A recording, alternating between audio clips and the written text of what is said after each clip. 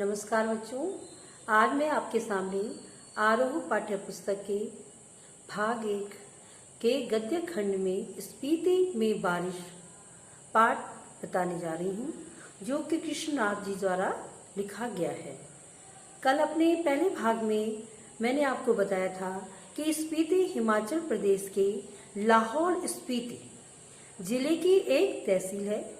यहाँ ऊंचे दर्रे तथा कठिन रास्ते हैं, इसलिए इसका इतिहास भी कम है। यह क्षेत्र संचार के साधनों से कटा हुआ है और आज भी वायरलेस सेट के माध्यम से ही केलंग और काजा एक दूसरे से जुड़े हुए हैं। प्राचीन काल में स्पीति भारतीय साम्राज्यों का अंग रही है। यह कभी लद्दाख, कभी कश्मीर, कभी बुशर, कभी कुल्लू मंडल में रही, तो कभी यह ब्रिटिश राज में रही, परंतु हमेशा स्वतंत्र ही रही। और इसकी स्वतंत्रता, रक्षा व संघार सबका कारक क्या है? इसका भूगोल।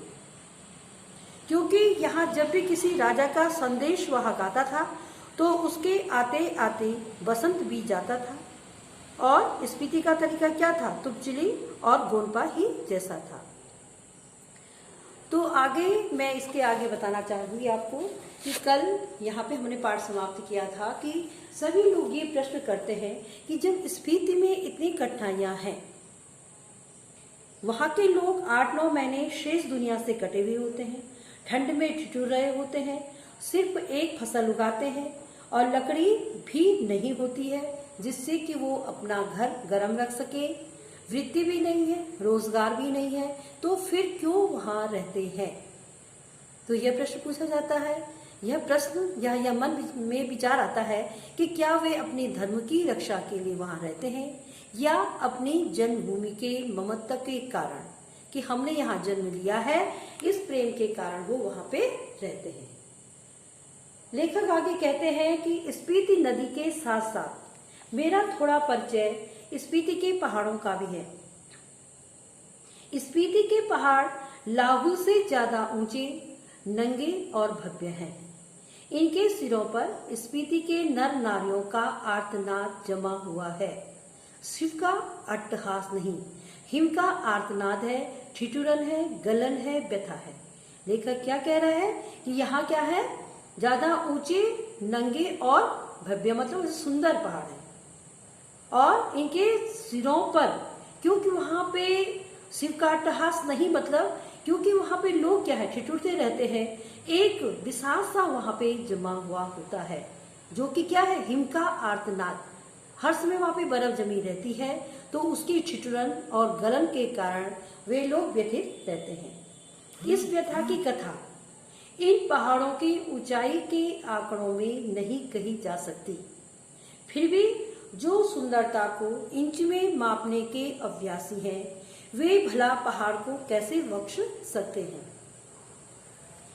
वे यह जान ले, लेखक कहता है कि स्पीति मध्य हिमालय की घाटी है, जिसे वे हिमालय जानते हैं, जैसे स्केटिंग, सौंदर्य प्रतियोगिता, आइसक्रीम और छोले भटूरे का कुल्लू मनाली, शिमला, मसूरी, नैनीताल, श्रीनगर, वह सब हिमालय नहीं है वह हिमालय का तलवा। वह क्या है? हिमालय का एक तलवा है और वहां पे ये सब चीजें नहीं है जो कि पहाड़ी प्रदेशों में प्राप्त होती हैं। शिवालिक या पीर पंचाल या ऐसा ही कुछ उसका नाम है। यह तलहटी है, रोहतांग जोत के पार मध्य हिमालय है।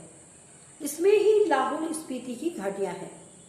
इन घाटियों की औसत ऊंचाई नापी गई है। श्री कनिंघम के अनुसार लाहौल की समुद्र की सतह से ऊंचाई 10,535 फीट है और स्पीति की 12,986 फीट है, यानी लगभग 13,000 फीट तो औसत ऊंचाई है। मध्य प्रदेश की जो श्रेणियां स्पीति को घेरे हुए हैं, उनमें से जो उत्तर में है उसे बारालाचा श्रेणियों का ही विस्तार समझा जाता है। इस पर्वत श्रेणी में 2 चोटियों की ऊंचाई 21,000 फीट से भी अधिक है और दक्षिण में जो श्रेणी है वह माने श्रेणी के नाम से प्रसिद्ध है। इसका क्या अर्थ है? माने शनि। कहीं यह लेखक कहता है कि कहीं यह बौद्धों के माने मंत्र के नाम पर तो नहीं है। बौद्धों का जो माने मंत्र होता है उसी के नाम पर तो नहीं इसका माने शनि रख दिया गया है। और क्या है? ओम मणि पद्मे हुम। यह क्या है? बौद्ध का बीज मंत्र है और इसका बड़ा महात्म्य है और इसी को संक्षेप में माने कहते हैं। ओम मणि पद्मे हुम, यह क्या है? बीज मंत्र है और इसे संक्षेप में माने कहते हैं। तो लेखक कह रहा है कहीं इस श्रेणी का नाम इसी माने के नाम पर तो नहीं हुआ। अगर नहीं तो करने जैसा है, इसके नाम से होना चाहिए, क्योंकि यहाँ इन पहाड़ियों में माने का इतना जाप हुआ है, यह नाम उन श्रेणियों को दे डालना ही सहज है। माने मंत्र का जाप इतना अत्यधिक हुआ है कि अगर उस श्रेणी का नाम माने श्रेणी डाल भी जाए तो यह सहज ही है। इंपीरियल गजेटियर में माने श्रेणी की ऊंचाई 21,646 फीट बताई गई है। यह तो इस श्रेणी की किसी चोटी की ऊंचाई होगी। इसमें जो छोटी छोटी चोटियां हैं उनकी ऊंचाई भी 17,000 फीट से अधिक है। कई गांव समुद्र की सतह से 13,000 फीट से ऊंचे बसे हैं। यह मध्य हिमालय है और इसमें स्पीति स्थित है। इसके पार बाह्य हिमालय दिखता है। इसकी एक चोटी 23,064 फीट ऊंची बताई जाती है और कई चोटियां 20,000 फीट से भी अधिक ऊंची हैं। लेखक कहता है कि मैं इन ऊंचाइयों के माप में नहीं हूं।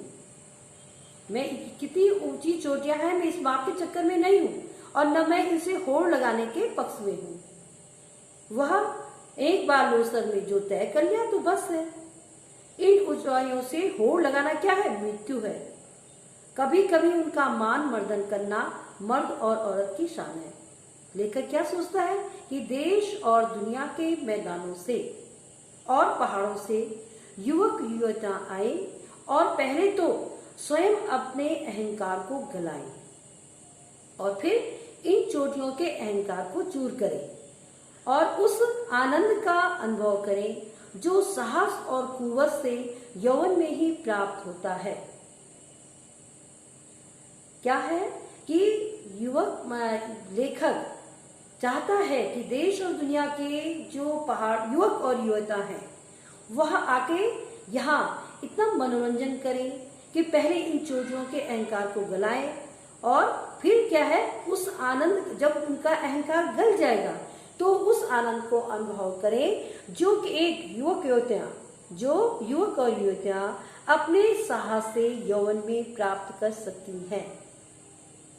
क्योंकि ये माने की चोटियां जो हैं वो बूढ़े लामाओं के जाप से उदास हो गई है और युवक युवतियां किलोल करें तो यह भी हर्षित हो। लेखक ये कहना चाहता है कि जब युवक और युवतियां आएंगी और यहाँ प्रसन्नता से खेलेंगी कूदेंगी और अपनी प्रसन्नता हर जगह जाहिर करेंगी तो यह सब भी, यहाँ की जो उदासीनता है वह भी प्रसन्नता में तब्दील हो जाएगी, बदल जाएगी। अभी तो इन पर स्फीति का आर्तनाद जमा हुआ है, ठीक है, आर्तनाद दुख। वह इस युवा अट्टहास की गर्मी से कुछ तो बिगड़े। यह एक युवा निमंत्रण है। लेखक कहता है कि मैं युवाओं को निमंत्रण देता हूँ कि यहाँ पर स्पीति में जो आर्तनाद जमा हुआ है बर्फीली चोटियों में, वह आकर के उस आर्तनाद को खत्म करे। लाहुल की तरह ही स्पीति में भी 2 ही ऋतुएं होती हैं। कहीं मैंने 6 ऋतुओं का बखान किया है। लेखक क्या कह रहा है कि वैसे 6 ऋतुओं के बारे में जाना जाता है, लेकिन लाहौर में क्या है, केवल 2 ही ऋतुएं होती हैं और यहाँ जून से सितंबर तक की एक अल्पकालिक बसंत ऋतु है। शेष वर्ष शीत ऋतु होती है। बसंत में जुलाई में औसत तापमान 15 अंश सेंटीग्रेड और शीत में जनवरी में औसत तापमान 8 अंश रिकॉर्ड किया गया है।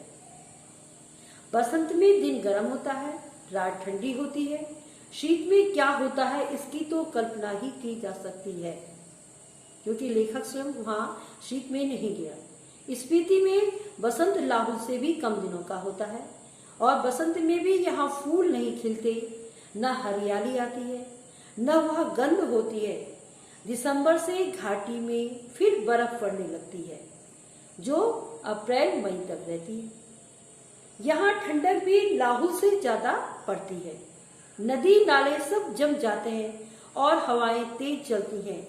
मुंह, हाथ और जो खुले अंग हैं उनमें जैसे शूल की तरह चुभती हैं। जो तेज हवाएं चलती हैं, जो खुले अंग होते हैं, उनमें वो शूल के समान वो चुभती हैं।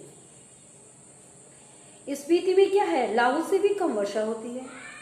मध्य हिमालय मानसून की पहुंच के परे है, यहाँ बरखा बहार नहीं है। कालिदास को अपने ऋतु संहार में यहाँ वर्षा का तो संहार ही करना पड़ेगा। लेखक कह रहा है कि कालिदास ने जो अपना काव्य लिखा है ऋतु संहार, तो उसमें जो है वर्षा का संहार करना पड़ेगा, तभी वह ऋतु संहार को यहाँ पूरा कर पाएगा। कालिदास में वर्षा का क्या ठाठ है। यहाँ वर्षा वर्णन इस प्रकार शुरू होता है। लेखक कह रहे हैं कि यह पावस यहाँ नहीं पहुंचता है। कालिदास की वर्षा की शोभा विंध्याचल में है। कालिदास के वर्षा की शोभा विंध्याचल में है, हिमाचल की मध्य घाटियों में नहीं है।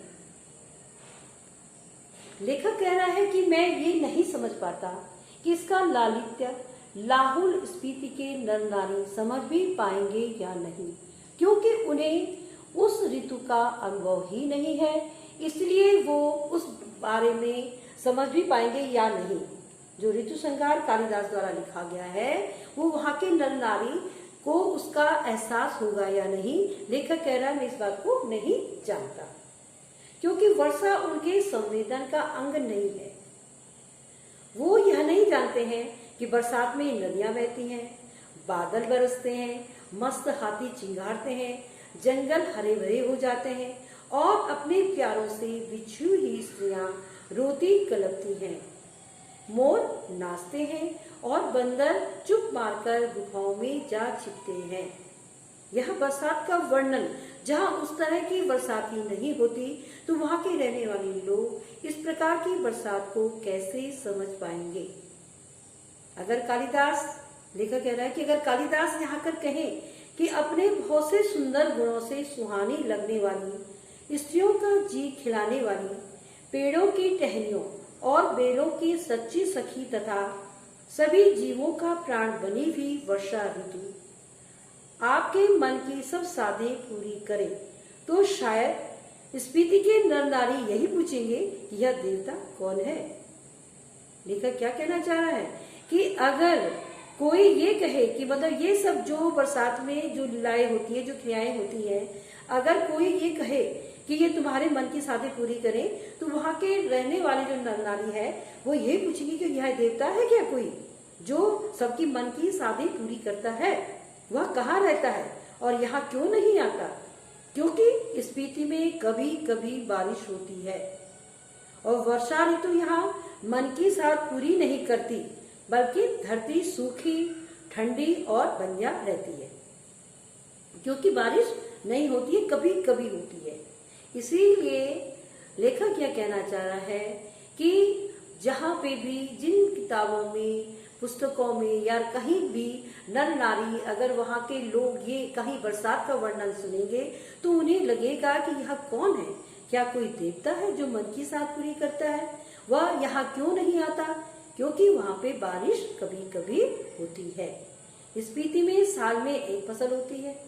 मुख्य फसलें हैं 2 किस्म का, जौ, गेहूं और मटर और सरसों। इसमें भी जौ क्या है, मुख्य है। सिंचाई का साधन पहाड़ों से आ रहे नाले हैं या उन पर बनाए कुएं हैं। ये नालियां पहाड़ों के किनारे किनारे बहुत दूर तक जाती हैं। स्पीति नदी का तट इतना चौड़ा है कि इसका पानी किसी काम में नहीं आ पाता, और स्पीति में ऐसी भूमि बहुत है जो खेती के लायक बनाई जा सकती है। शर्त इतनी है कि इसके लिए स्पीति में जल नीचा जाए, या फिर पानी का कोई और स्रोत पहुंचाया जाए। स्पीति में क्या है? कोई फल नहीं होता। मटर और सरसों को छोड़कर कोई सब्जी नहीं होती। शायद ऊंचाई, वायुमंडल के दबाव में कमी, ठंड की अधिकता, वर्षा की कमी वगैरह के कारण यहाँ पेड़ नहीं होते। इसीलिए स्पीति विशेषकर क्या है? एकदम नंगी और वीरान। ठीक है, क्योंकि वह साल भर में केवल वहां के वर्षा को एक घटना माना जाता है। वहां पे वर्षा को एक घटना माना जाता है। अगर मतलब वर्षा हो गई तो जैसे कोई घटना हो गई। यह एक सुखद संयोग है। लेखक कह रहे हैं अपने यात्रा वृत्तांत के दौरान वहां पे उनको अपनी यात्रा में जो जो भी अनुभव हुए, लेखक उसके द्वारा अपने मन की बात कह रहे हैं कि हम काजा के डाक बंगले में सो रहे थे तो लगा कि कोई खिड़की खड़का रहा है। आधी रात का भी पिछला पहर है। इस समय कौन है?